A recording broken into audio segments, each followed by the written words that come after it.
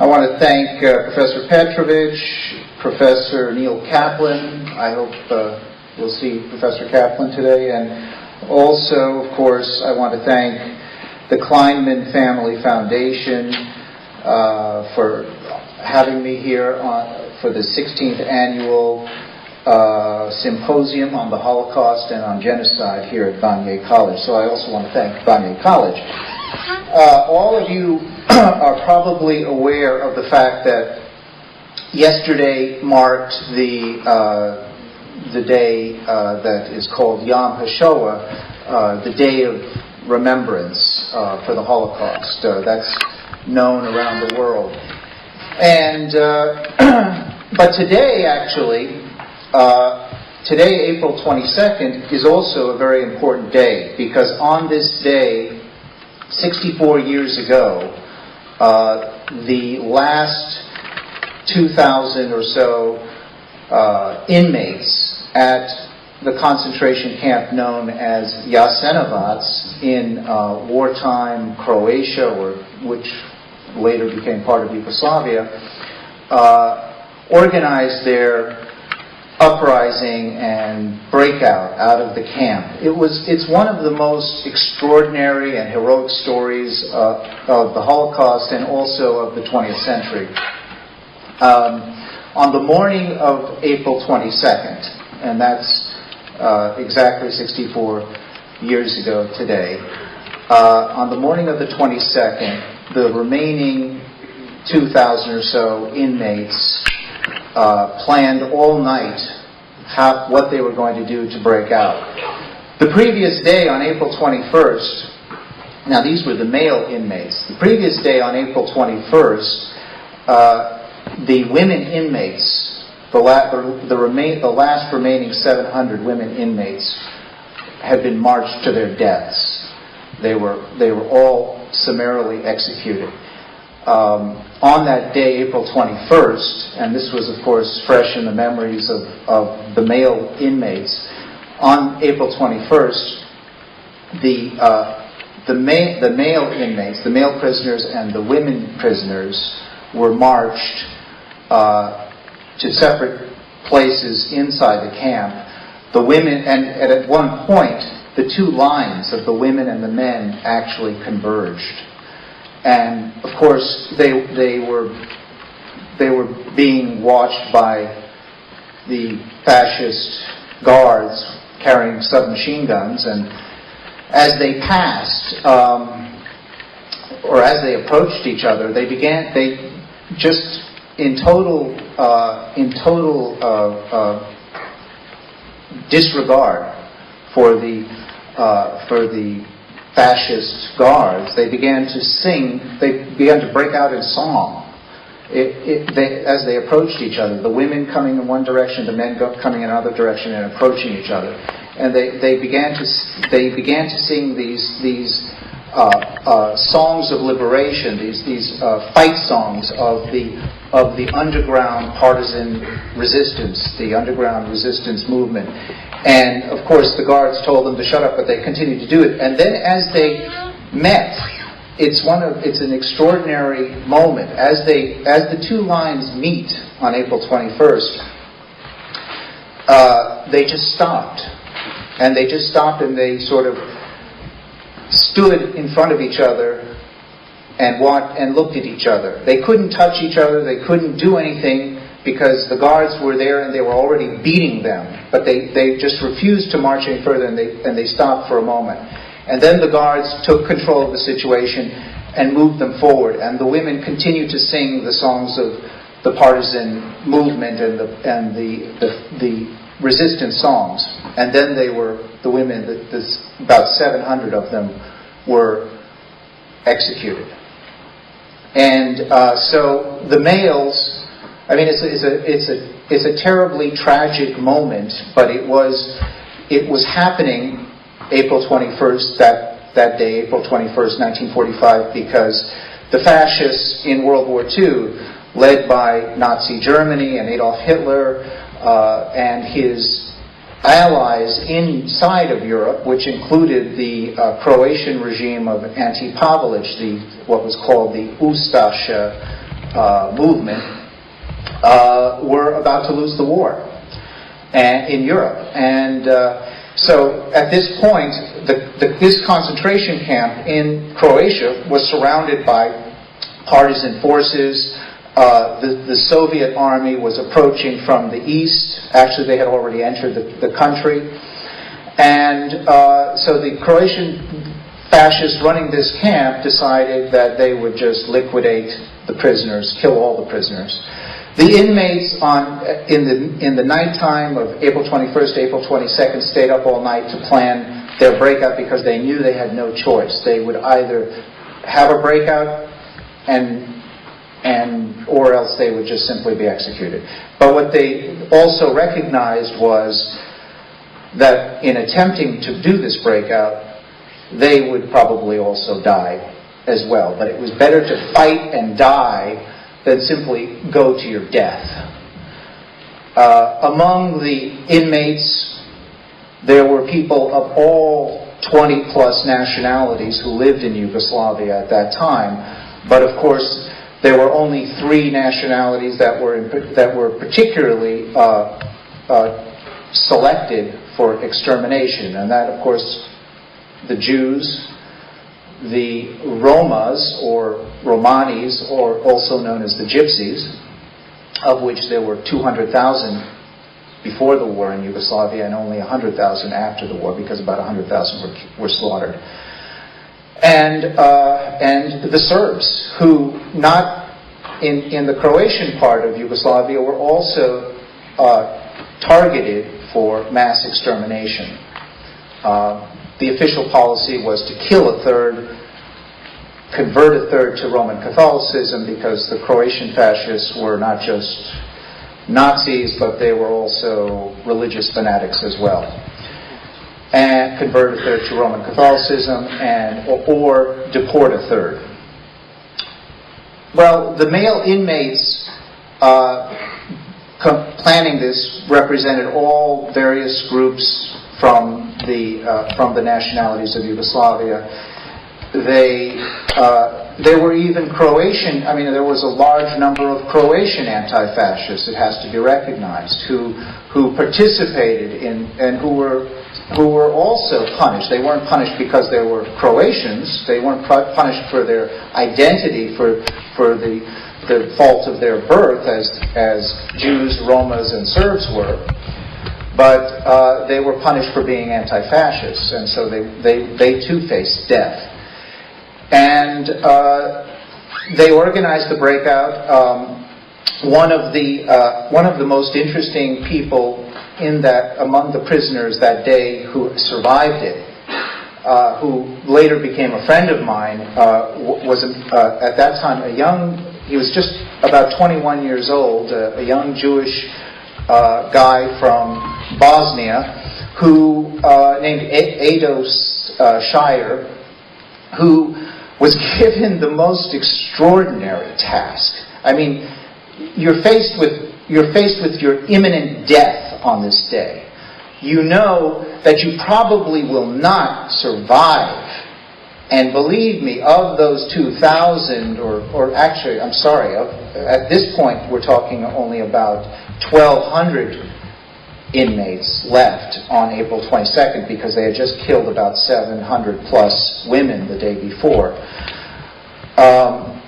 Of these 1,200 or so, only about 80 survived. I'll explain why that is so in a moment. They had no guns. They had no weapons. They actually had to throw their bodies. Some people would have to throw their bodies onto these fascists with machine guns and take the bullet, die probably, so that someone else, their comrade, could come and take that gun and then shoot the other fascists. But Ados Shire was given this extraordinary task of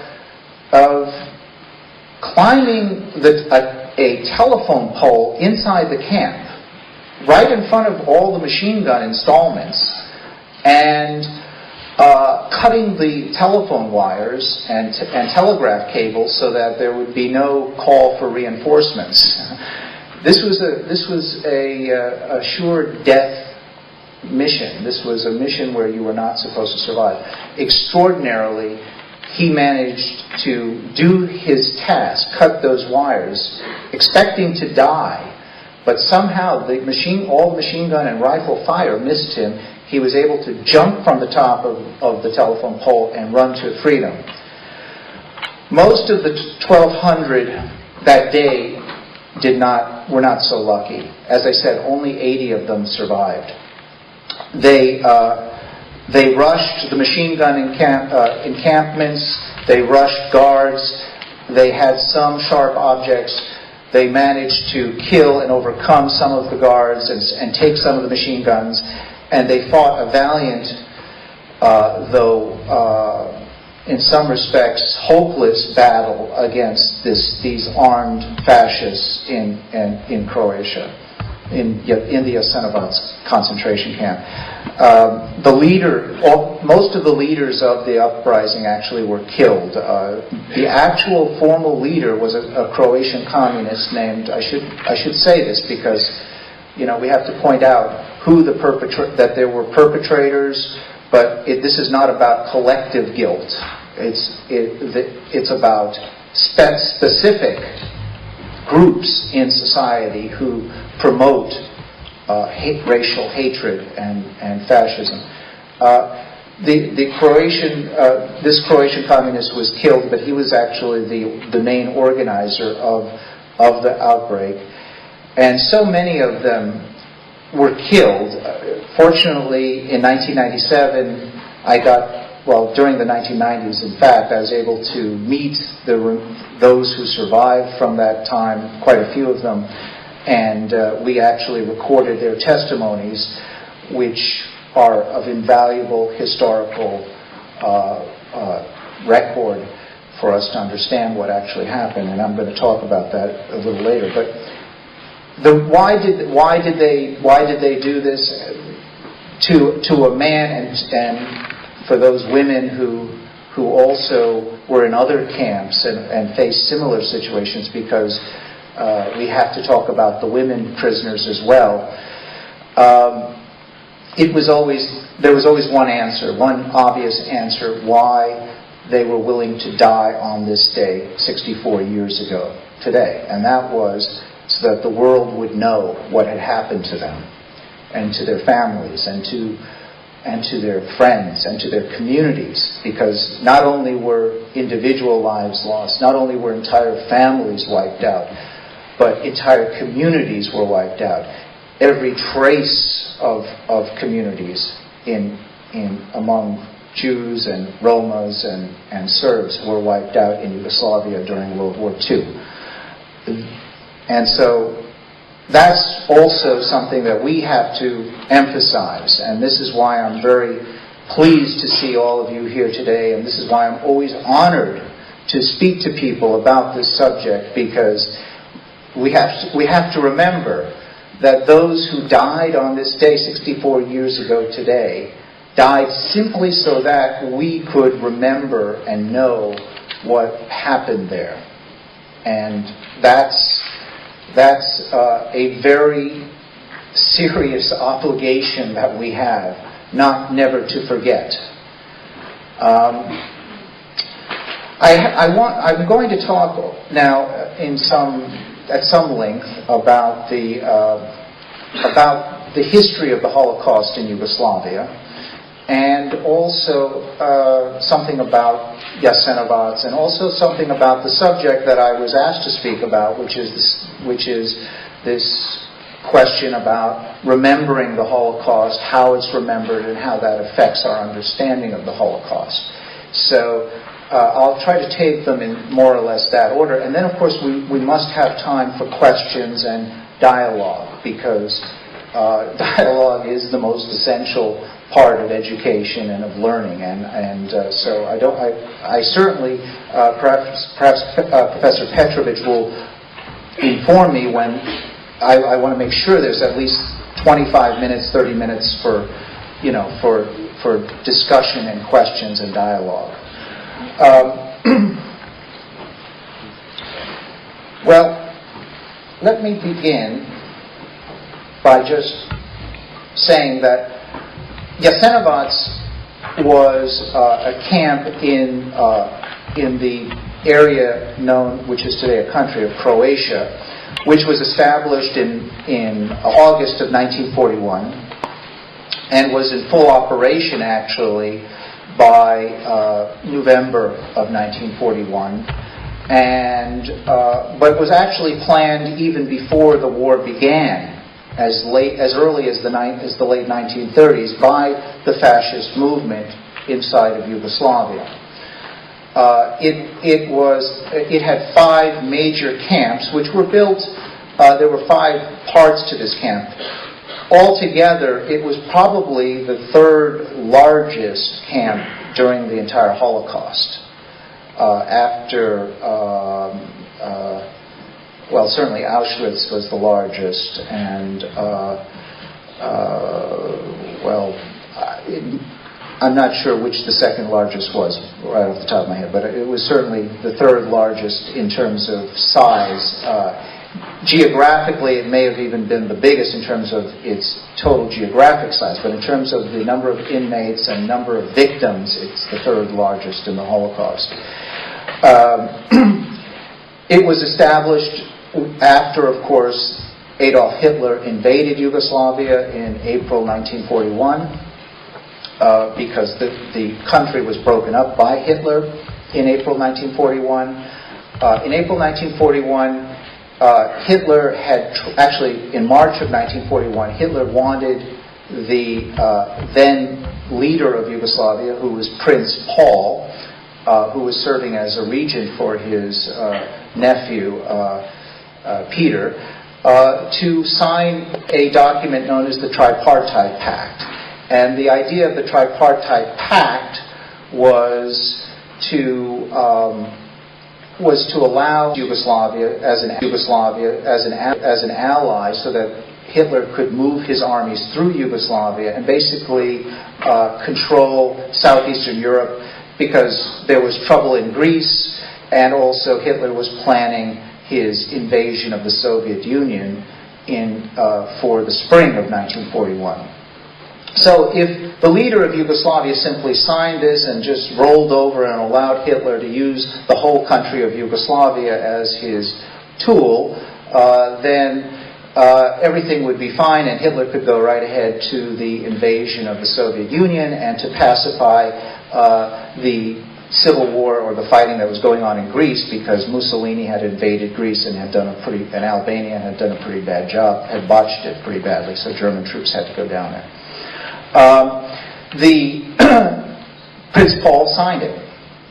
But then, a few days later, the Serbian military officers, a group of Serbian military officers, overthrew the government and replaced it with the young Prince Peter, and rejected or refused Hitler's offer on the Tripartite Pact.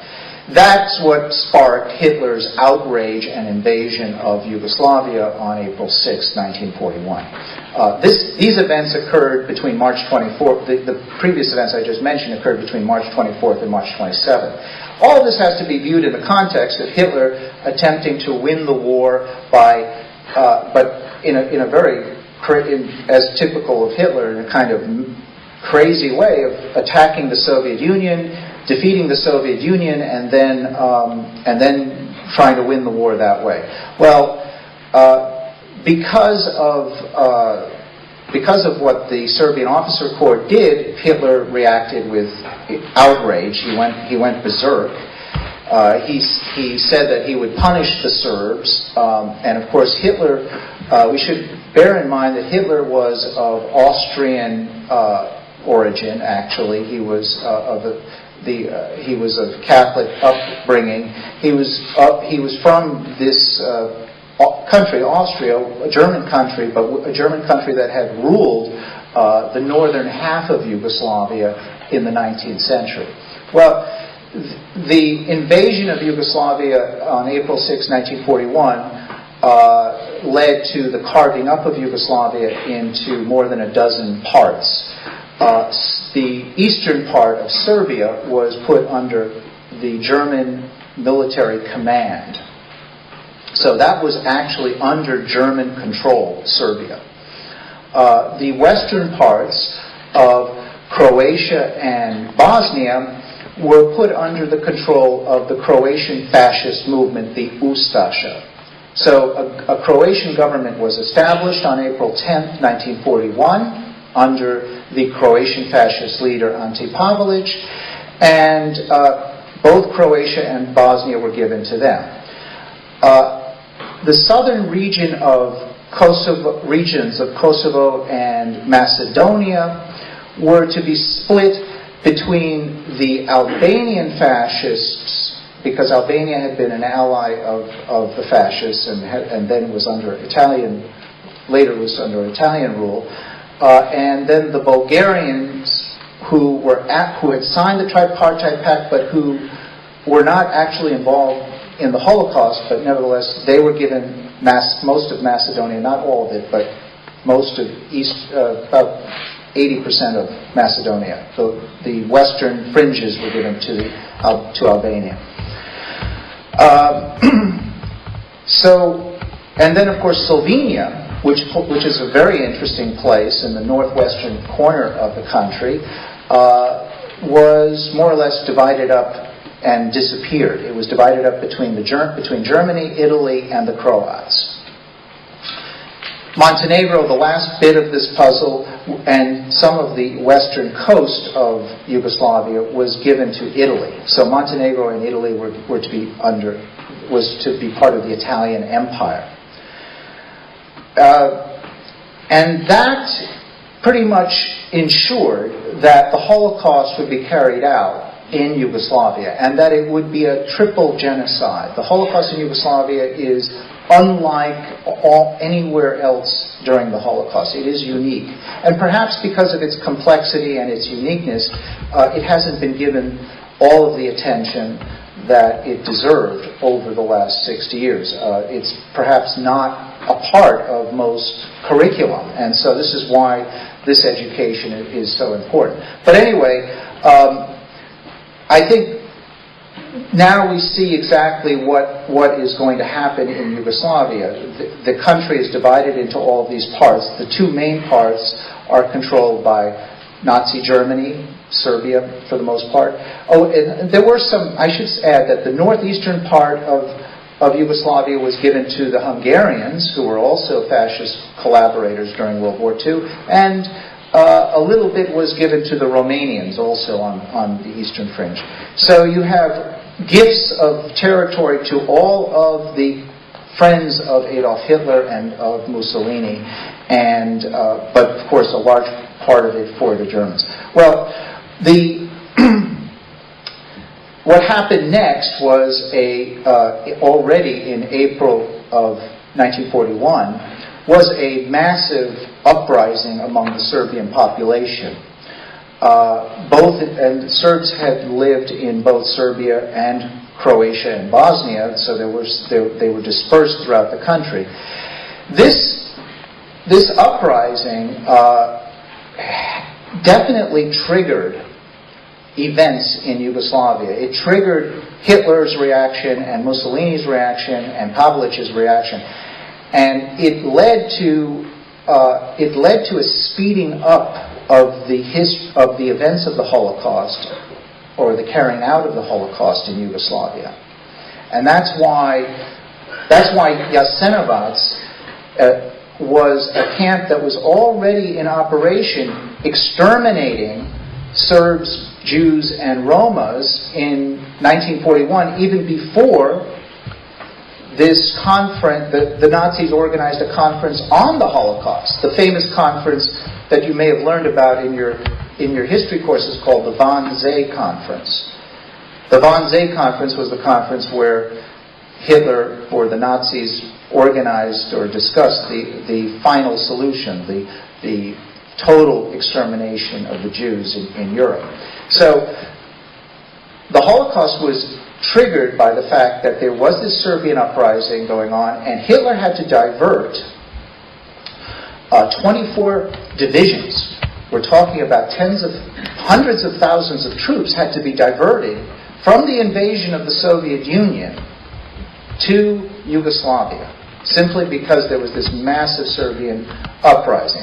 The Serbian uprising was led by two groups. There was the first group that started the uprising were the same military officers who had overthrown Prince Paul on March 27, 1941. They were called the Chetniks. Ultimately, they were unsuccessful in their efforts to actually win victory in World War, at the end of the war, because the other resistance movement to the Nazis was called the Partisans, and that was led by the Communists, led by Joseph Broz Tito. Tito was the one who, and his army was the one that eventually would come to power after the war. But so powerful was this Serbian resistance to the fascists that both Churchill and Roosevelt gave it credit as being almost really equivalent to an entire army in this stage of the war when the Nazis really had the advantage in World War II. In 1941, the Nazis seemed to be invincible. They had just conquered France. They had kicked Britain out of Europe. And they were about to embark on the invasion of the Soviet Union. As I said, 24 divisions had to be sent down on top of 4 divisions that were already sent when they invaded the country on April 6, 1941. So, in other words, Hitler was unable to invade the Soviet Union. He had to postpone it. Well, the consequences of that for world history are extraordinary. As we know, the fact that Hitler postponed the invasion of the Soviet Union from April or May of 1941 to the end of June 1941 was the reason why he was ultimately unable to defeat the Soviet Union. The Nazi army froze and failed to win a victory. Continued to fight in the Soviet Union until 1943, but by 1943 they had lost the initiative. They had lost that opportunity that they had in 1941 to defeat the Soviet Union, because they had postponed it until the winter, until it was too late. The winter came. They could not finish what they had begun.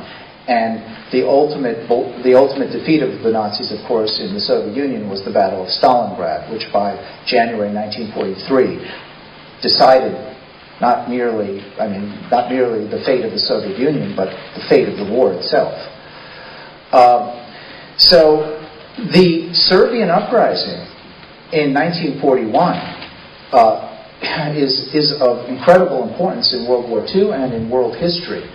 But it also guaranteed that Serbs would be sent to death camps for extermination by the Nazis. I think, in a way, it's kind of a no-brainer that was going to happen. I don't think we should say that that's the only reason that Serbs were targeted by the Nazis for extermination. Actually, the Nazis didn't intend to exterminate all the Serbs. It was the Croats who planned to exterminate as many of the Serbs as they possibly could. The Nazi policy was simply to exterminate so many of them that they would be punished and subjugated for this uprising. But they never could kill enough to succeed in that. So the Nazis established inside of Serbia a bunch of concentration camps to carry out the final solution, and they did so much earlier than they did in a lot of other places. Even the camps that they established the camps established in Yugoslavia were in operation even before the camps in Poland. And I don't think people realize that the final solution of the Jews took place in Yugoslavia before it did in Poland or anywhere else in the world. This is the first place where, as Adolf Eichmann, one of Hitler's top men handling the final solution, said, he said that Belgrade is the first city that is Judenfrei, that is free of Jews. Well, what he meant by that is that they rushed the Holocaust into operation in Serbia. They established in Serbia the camp of Sajmište, or which in German was called Semlin, which is today in the center of Belgrade. It was actually in Belgrade itself, the conquered capital, now occupied by German forces and the German High Command. There, they by 1942 they had wiped out all of the Jews of Serbia that they could find. A lot of Jews fled westward into Bosnia and Croatia and to the coast, and we'll talk about them in a moment. But the majority of the Jews, particularly men, women, and children, were first the men were killed and then were exterminated, and then the women were exterminated in Serbia, the Jewish men and women, and then they began to exterminate the Roma, and of course. The Roma were sent to these camps after the Jews, and the Serbs were being hanged for the most part publicly, or else they were exterminated in schools, as in the case of Kragujevac, a city in central Serbia, or southern Serbia, where they actually massacred hundreds, actually thousands of children. Serbian children at a school, and that's one of the worst war crimes of all of the Holocaust. What happened at Kragujevac, but in Belgrade at the Sajmište camp, or Semlin, it's called in German. It would be called the Semlin Lager, or the Semlin camp, Semlin. In Serbian, the name would, Sajmiste,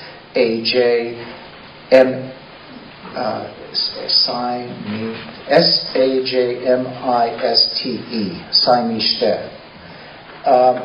And at the same time, the Croats built this massive camp called Jasenovac, a camp that actually was in the center of Croatia and was organized to exterminate Jews, Romas, and Serbs.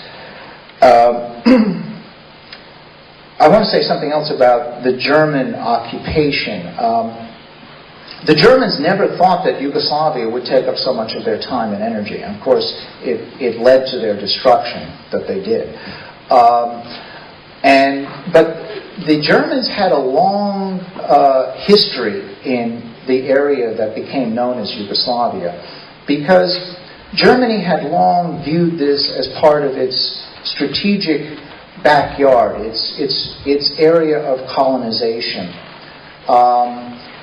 There was a saying by the old Chancellor of Germany, one of the founders of Germany, Otto von Bismarck. He used to say, "Our backyard is from the Baltics to the Balkans," and he meant that area that became known as Yugoslavia was part of their territory. And indeed, if we go back in history, we see that the northern half of Yugoslavia, where Croatia, Slovenia, and northern Bosnia is, and even northern Serbia, historically was part of the Austrian Empire.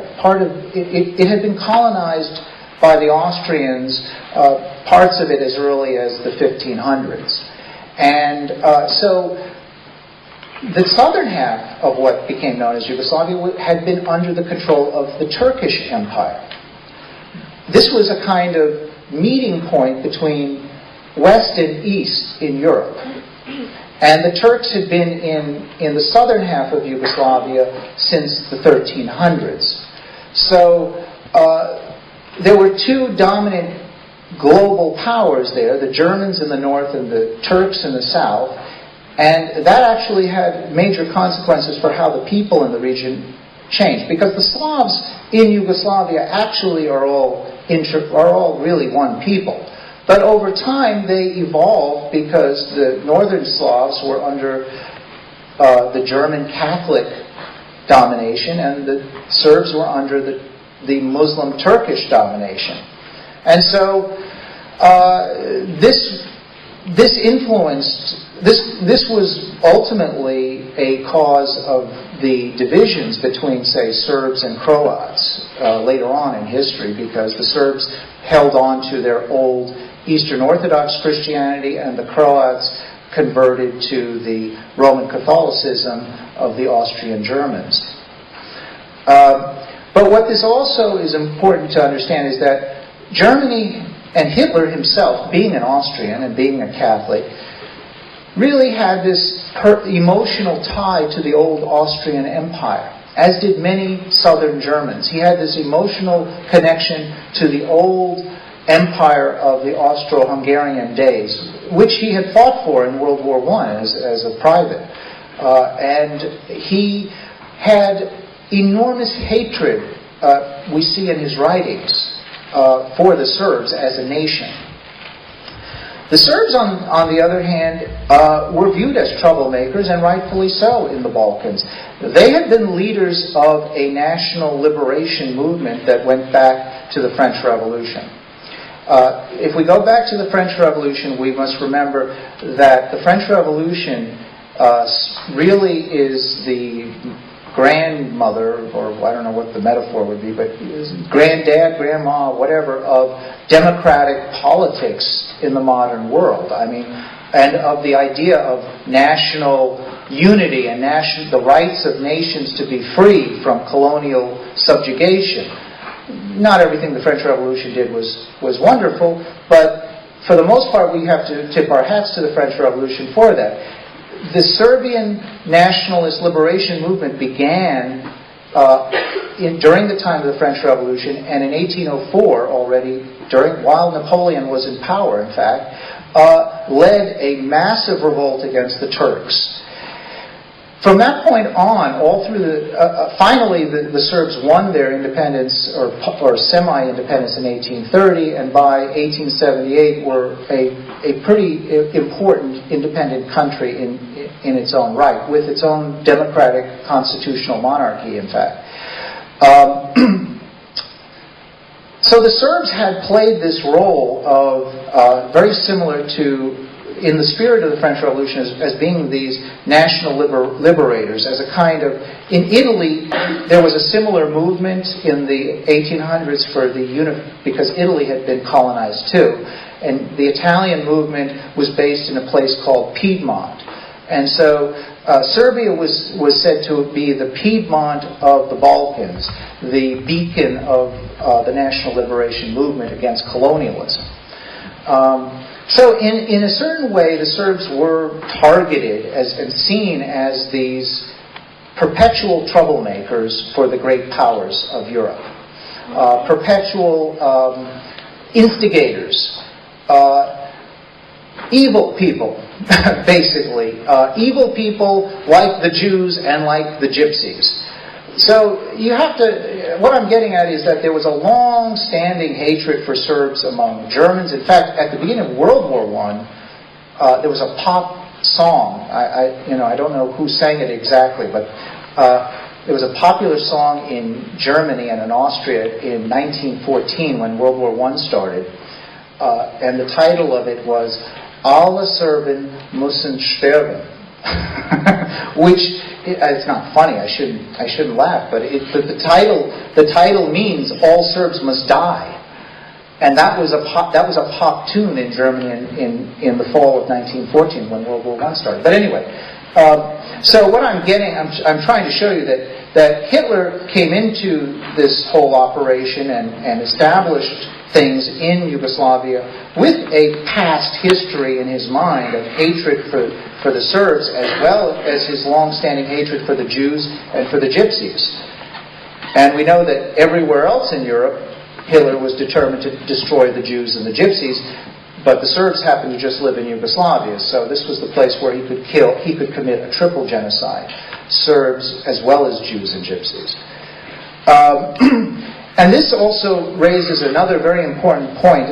Maybe you might consider this not very important, but it's something that I have to raise at this point, and that is Hitler represented German imperialism. Mussolini represented Italian imperialism. And all of the leaders of the little fascist countries, like Croatia and Hungary, and in Romania, they all had, and even the Albanians and the Bulgarians, they all had in their minds a concept of a greater country, of conquering territories to make their country greater, and also to rip off and rob the people that they conquered. So imperialism is a very important cause of the Holocaust. And when we dedicate ourselves to opposing racism and fascism, I think we should also dedicate ourselves to opposing imperialism. We should bear that in mind, because there's never been a genocide committed that wasn't also committed in the name, not just of racial hatred. Racial hatred is the cart that follows the horse. Let me tell you that. The real cause of racial hatred is greed and theft and power and imperialism. The desire to colonize other people and then to control them and to rob them of everything they have, and then even to exterminate them and replace them with your own people. In Germany, Hitler called this, actually Hitler didn't invent this term, Bismarck did, but anyway, the word in German would have been Lebensraum. Lebensraum, maybe you've heard of this word, Lebensraum. Wir brauchen Lebensraum, they would say in Germany. We need our living space. And that's imperialism. That meant that they had to conquer these territories and exterminate the people, rob the people, take their land, and then create more territory so that they could move their people in. The Germans wanted to expand into Russia.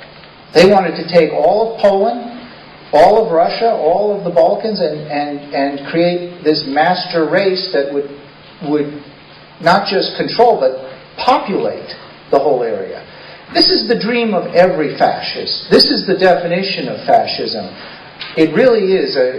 This is, I think, more as important to fascism, or maybe more important to fascism than even racial hatred, because the fascist movements begin with this idea of conquest. And that's where Mussolini got his idea, because Mussolini invented the word fascism, and Mussolini wanted to create an empire. Mussolini was more about empire than he was about racial hatred, I should add. It was Hitler who really emphasized the racial hatred part as a help, as an aid to a conquest. Well, the Croatian fascist movement was sponsored by first Mussolini and then by Hitler. As I said, Ante Pavelic was the founder of that movement, and right after World War I. A lot of this happened at the end of World War I. Fascism arose at the end of World War I. It arose at the end of World War I because there were old empires that were destroyed, and the ruling elites in those old empires wanted revenge and wanted to reconquer their lost territories. That's really where fascism comes in. Fascism comes in out of that experience of trying to reconquer your lost territories and to exterminate the people who are in your way. And so Mussolini founded the fascist movement actually as early as 1917, toward the end of World War I, and came to power by 1923, and then he helped Hitler come to power in 1933. But 33. But the thing is, and of course helped Hitler's Nazi fascist party to grow in the 20s. But Mussolini wasn't just about helping Hitler. He was about helping fascist movements everywhere in Europe. And so he helped sponsor not just the Croatian fascists, but Albanian fascists, Hungarian fascists, Romanian fascists. He even had supporters in the United States. He tried to encourage fascist politics in North America, as did Hitler later on. The story of Hitler and his relationship to Catholicism is one of the most intriguing stories of the 20th century, because Hitler was himself born a Catholic. He was in favor probably of, he certainly was not in favor of the Catholic Church being dominant in Germany, but he had a kind of conflicted relationship with the Catholic Church in his life. But what we do know is he had very good relationship with the Pope during World War II, who was Pius XII.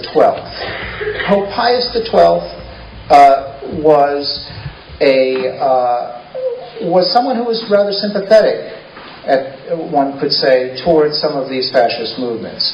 Pope Pius XII had very good relations with the Croatian regime. The Vatican was aware of what was going on in the Jasenovac concentration camp, where 600,000 died. It had emissaries to Croatia. And ultimately, after the war, Pope Pius XII allowed a lot of the former Nazis, German Nazis, Croatian Nazis, Italian fascists, all of these various fascist groups, to hide out in the Vatican after World War II. That became known as the rat lines, and that's another story about the Holocaust in World War II.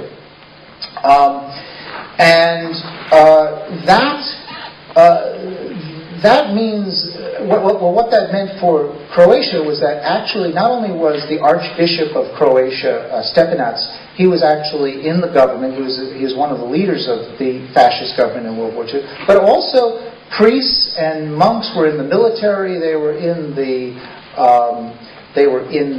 the concentration camps as guards and as actually organizers of the concentration camps.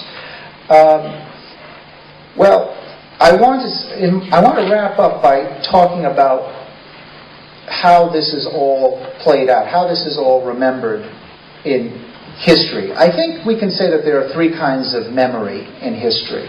There is the memory of the individual. There's individual memory. And that's extraordinarily important, especially in the case of the Holocaust, where the testimonies of survivors, but also sometimes testimonies of perpetrators, provide incredibly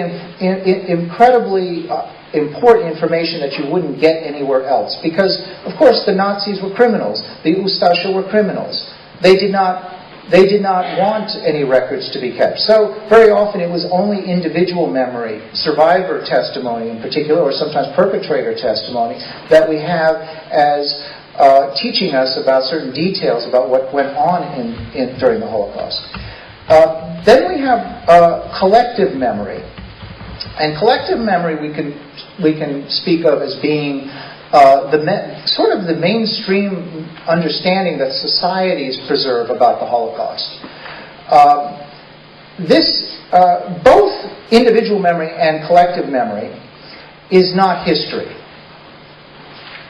Memory is never history. Memory is important. History is impoverished without it.